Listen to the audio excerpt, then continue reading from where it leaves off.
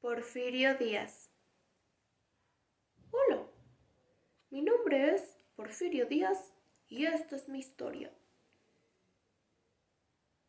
Fui presidente de México desde 1876, gobernando el país por más de 30 años. Fue mi intención de continuar como mandatario nacional de manera indefinida, lo que provocó el inicio de la revolución. En total sumaron 7 periodos presidenciales continuos en los que yo estuve al frente de la nación. Mi gobierno fue conocido como el Porfiriato, cuyo poder no provenía de la confianza de los electores, sino de la fuerza e injusticias. El poder legislativo siempre estuvo dominado por el Ejecutivo, mientras que los jueces del Poder Judicial eran agentes de las decisiones mías. Los gobernadores de los estados de la República eran nombrados por mí, y estos nombraban a las autoridades municipales y de las dependencias estatales. Francisco I. Madero. Hola, mi nombre es Francisco I. Madero y vengo a contarles mi historia. Tras mi exilio, creé el Plan de San Luis, un programa de gobierno cuyo objetivo era exhortar al pueblo a levantarse en armas contra el porfiriato el 20 de noviembre de 1910. Mi alzamiento fue el detonante del proceso revolucionario mexicano y al mismo tiempo la causa de mi detención y expulsión del país. Fue en mi exilio donde concluí que solo con la lucha popular se alcanzarían los cambios que México anhelaba. Así fue que ideé el Plan de San Luis. Ascendí a la presidencia debido al éxito de la revolución de 1911 a 1913, pero mi gobierno no fue capaz de tranquilizar y dominar a los radicales líderes del campo. Fui presionado por Estados Unidos y por las facciones conservadoras del país, siendo primero traicionado y después asesinado por Victoriano Huerta, uno de mis generales de confianza. Me presenté como candidato a las elecciones de ese mismo año con el partido antirreeleccionista para, por vía de las elecciones, intentar impedir un nuevo periodo presidencial de Porfirio Díaz. Fui un hombre honesto, que quería el progreso de México y la alternabilidad en el gobierno, pero no me dejaron cumplir mis objetivos. Victoriano Huerta. Hola, mi nombre es Victoriano Huerta y vengo a contarles mi historia. Soy considerado por muchos historiadores como el impulsor de la traición al presidente Francisco I. Madero, que además acabé con su vida. Ingresé al Colegio Militar de Chapultepec, donde terminé mi formación como teniente en 1876. Estuve destacado en el Servicio de Cartografía Nacional por 8 años y en los últimos tiempos del Porfiriato quedé cerca de las traiciones, fidelidades, enredos y acuerdos de los aspectos políticos del gobierno. El general Ignacio Bravo me ordenó reprimir a los indios maya de la península de Yucatán en 1903. Tiempo después hice lo mismo con los indios yaqui en el estado de Sonora. Nunca valoré mi ascendencia indígena. Durante la presidencia de Francisco I. Madero, combatí a los líderes agrarios Emiliano Zapata y Pascual Orozco. Ocupa un lugar contradictorio en la historia de la Revolución Mexicana por traicionar a Madero y con ello las esperanzas de los mexicanos de tener un gobierno moderno y de progresos. Emiliano Zapata. Hola, mi nombre es Emiliano Zapata y vengo a contarles esta historia. Soy uno de los personajes de la Revolución Mexicana más populares por representar a la mayoría del pueblo pobre, campesino, humilde y con poca instrucción escolar.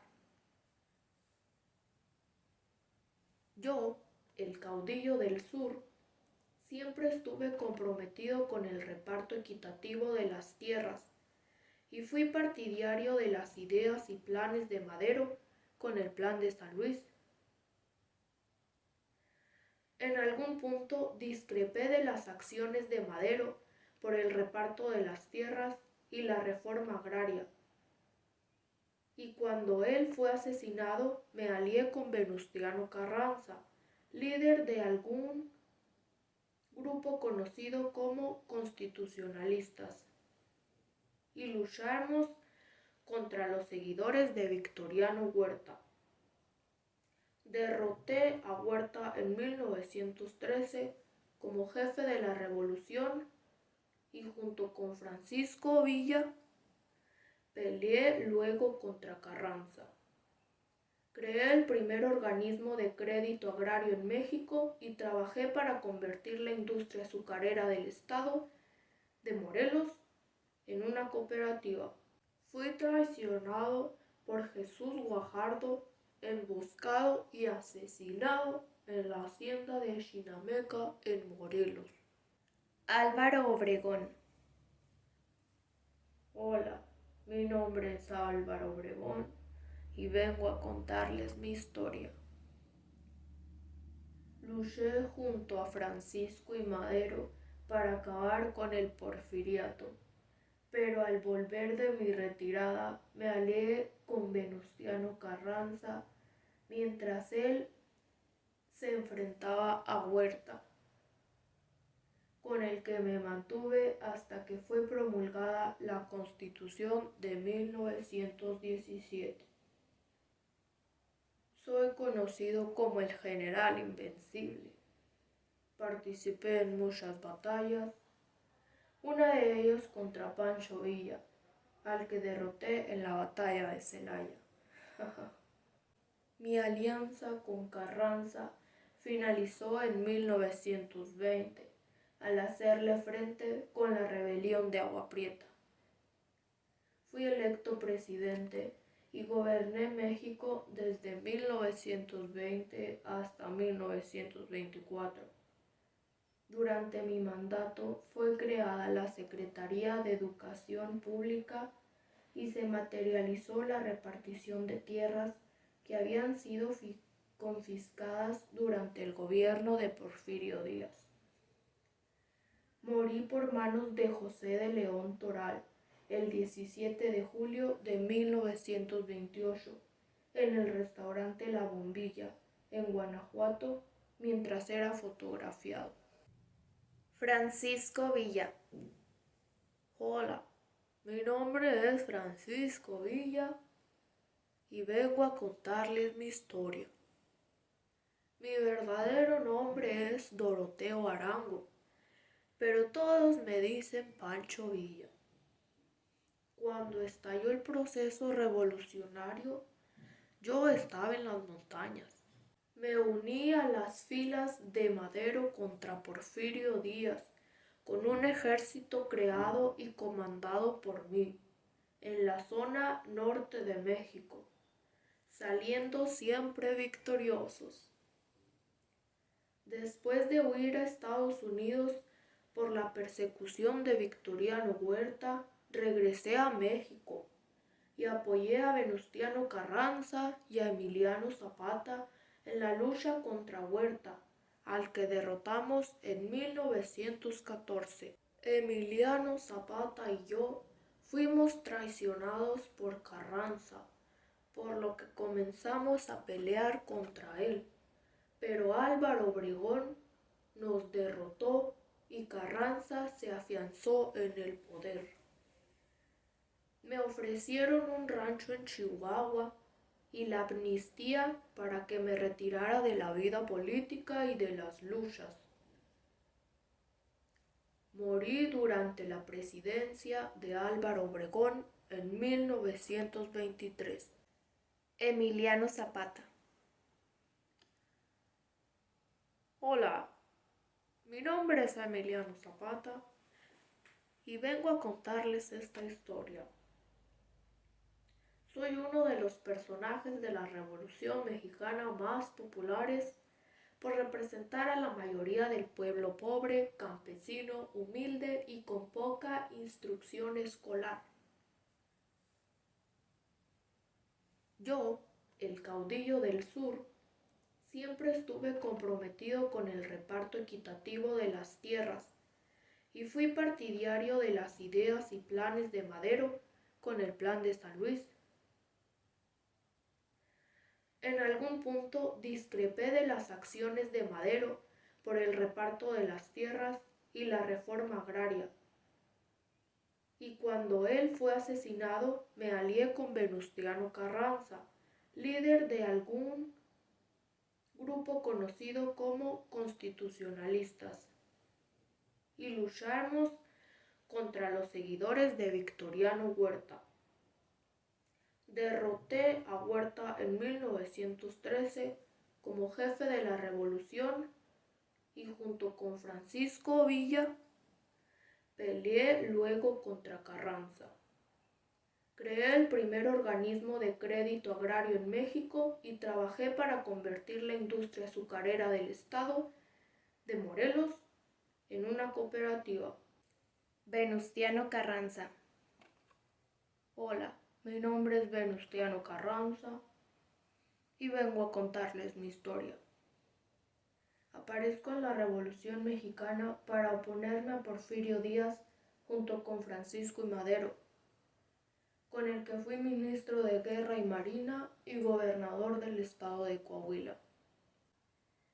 Después de la muerte de Madero, lancé el Plan de Guadalupe, documento con el que desconozco al gobierno de Victoriano Huerta, y me proclamo primer jefe de ejército constitucionalista, abogando por el restablecimiento del orden constitucional. Mientras me oponía y luchaba contra Huerta, me alié con Álvaro Obregón y Pancho Villa en la región norte del país y con Emiliano Zapata en el sur de México. Como presidente, impulsé disposiciones agrarias para beneficio de los campesinos y me ocupé de los asuntos fiscales, laborales, de trabajo y lo relacionado con los recursos mineros y el petróleo. Legalicé el divorcio, fijé la duración máxima de la jornada diaria de trabajo y establecí el monto del salario mínimo devengado por los trabajadores. También promulgué la Constitución de 1917, que está aún vigente. Morí asesinado por una emboscada en Puebla en mayo de 1920. Pascual Orozco. Hola, mi nombre es Pascual Orozco y vengo a contarles mi historia.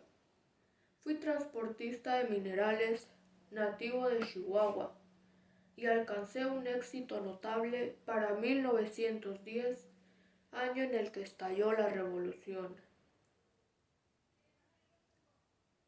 Me uní a los seguidores de Madero, también aporté grandes cantidades de dinero para comprar armas y fui responsable de organizar grupos de lucha en Chihuahua.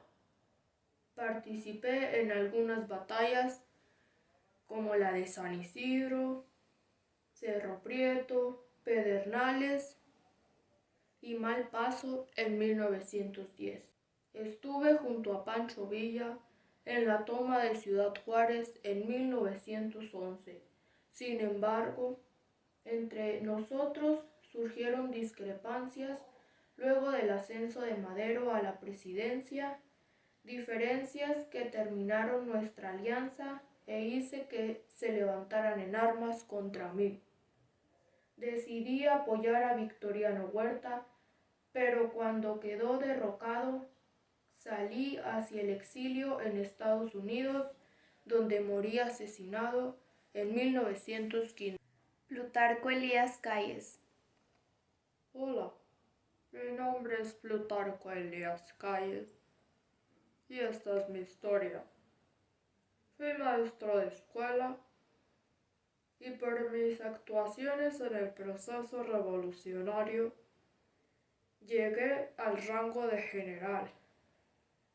Mis actos más brillantes fueron contra Pascual Orozco y sus orozquistas, contra Pancho Villa y sus rebeldes, y una importante labor en el derrocamiento de Victoriano Huerta.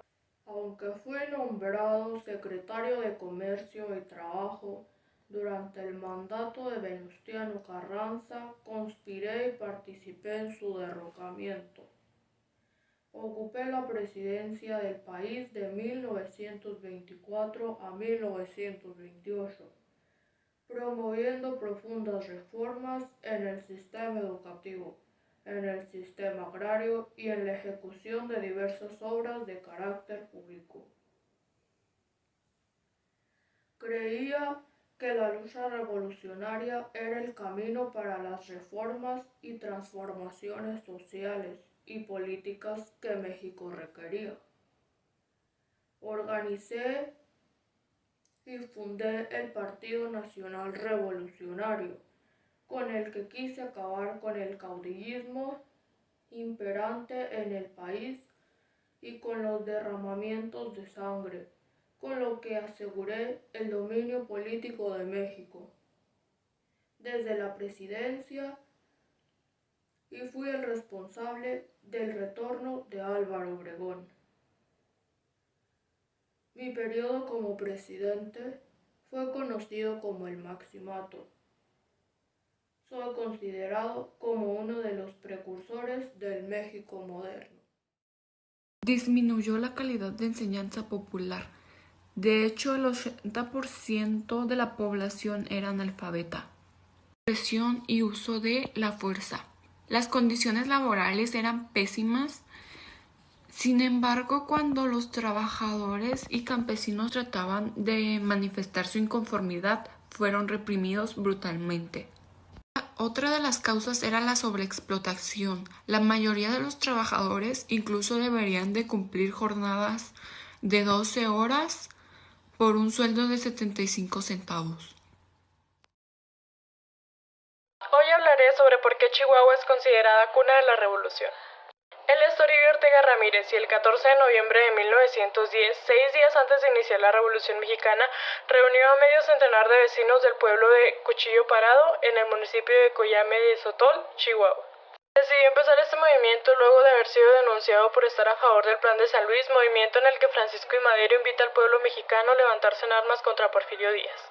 Otro de los acontecimientos por los que se considera Chihuahua cuna de la revolución es porque el 19 de noviembre de 1910 se levantaron en armas vecinos del pueblo de San Isidro al mando de Albino Farías y Pascual Orozco, quienes tomaron la comisaría y luego se trasladaron a Micaña para asaltar la casa del presidente en ese entonces.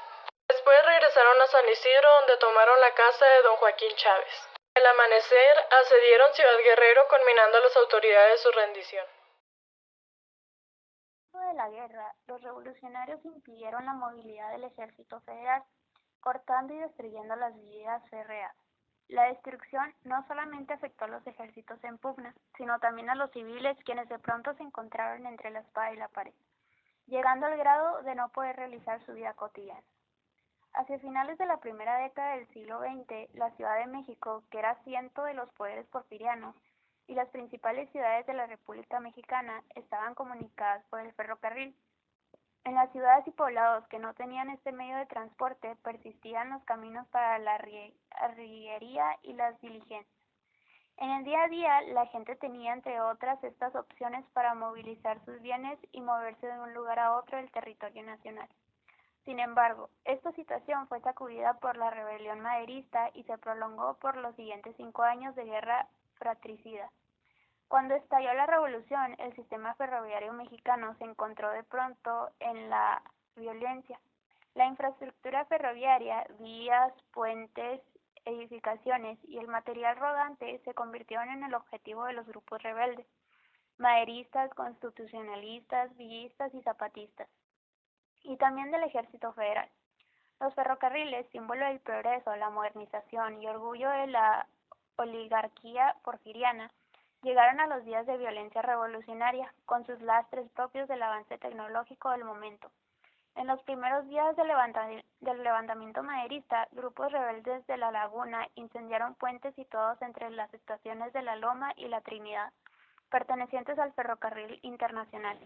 Durante los primeros meses de guerra, los rebeldes se dedicaban a asaltar y detener los trenes, ya fueran de carga o de pasajeros, con el fin de cerciorarse de que en ellos no viajaran soldados del Ejército Federal, sobre todo en las vías que convergían a Ciudad Juárez, punto nodal del Ferrocarril Central Mexicano, y el Ferrocarril del Noroeste. A mediados de 1911 continuaron los ataques al sistema ferroviario mexicano, principalmente a las vías del Ferrocarril Central Mexicano, sobre todo en el tramo de Chihuahua a Ciudad Juárez.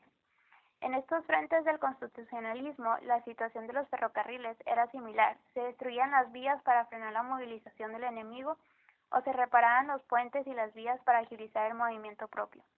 Los constitucionalistas también le dan importancia vital al sistema ferroviario para la movilidad de sus ejércitos. Por ello, como ya hemos visto, la reconstrucción de las vías es una parte preponderante en la logística de la guerra que ellos implementan. Al despuntar el año de 1914, la situación de los ferrocarriles en los territorios zapatistas era muy precaria. El tráfico llevaba semiparalizado casi medio año. Las noticias de los principales diarios daban cuenta de ello. Al triunfo del constitucionalismo en agosto de 1914, la situación ferroviaria en todo el país era precaria y se abrió una nueva etapa de la guerra. Por un lado, los triunfadores carrancistas, ahora en el poder, y por el otro, los rebeldes campesinos del sur y los norteños al mando del general Villa. Por lo que al abrirse estos nuevos frentes de batalla, también se presentaban nuevas problemáticas para los ferrocarriles. Cuando Venustiano Carranza toma el poder, la situación de los ferrocarriles era similar en todos los frentes. Sin embargo, habrá que puntualizar que los carrancistas lograron formalizar el control, operación y administración de los ferrocarriles con el decreto ya mencionado. Los ejércitos convencionistas, villistas y zapatistas tenían claro la forma en que deberían enfrentar a los carrancistas, y era movilizando sus tropas hasta alcanzarlos y atacarlos, para romper sus líneas de comunicación ferroviarias. De los estragos de la guerra, la destrucción del sistema ferroviario fue uno de los más importantes, pues al resquebrar este entramado de vías de comunicación, la movilidad de esta población se restringió de manera importante, casi hasta la inmovilidad y el aislamiento. Hacia los primeros meses de 1915, la red ferroviaria se encontraba desarticulada, puentes y vías destruidas, sin combustible, material rodante destruido. La Revolución Mexicana, iniciada en 1910, fue el acontecimiento más importante en nuestro continente a mediados del siglo XX. La Revolución Mexicana dejó aparentemente de inspirar las pasiones que hace pocos años aún agitaban los medios académicos dedicados a las problemáticas políticas. Sin embargo, es posible que este enfrentamiento relativo haya contribuido de hecho a una mayor comprensión del fenómeno histórico que este significa, pues los estudios pueden ahora, alejados de los pasados debates y combates, dedicarse a rastrear los todavía desconocidos rostros de una revolución que parece revelarse sin cesar, siempre cambiante, nueva y a veces sorprendente.